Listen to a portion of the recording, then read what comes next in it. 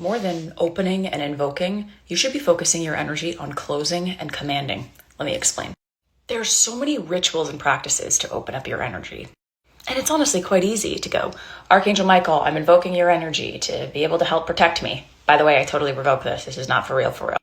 But the trap with this is that if you're open to everything, you're open to everything.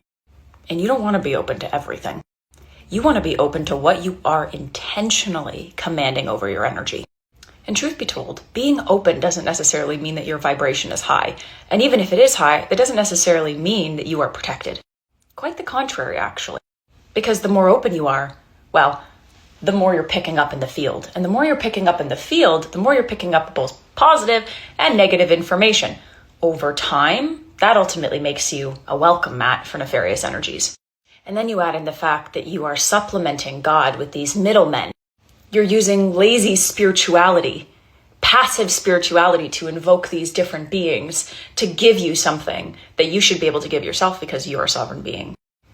And so there's so much teaching about invocation. There's so much teaching about opening up your energy. But the real new earth tools you need is to close and to command. Making sure that in between engagements, in between activities, in between social media platforms, you are setting an intention to close out any loops in your energy.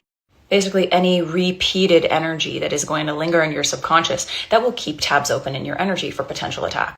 Getting comfortable with that feeling of having command over your energy and really claiming your evolution.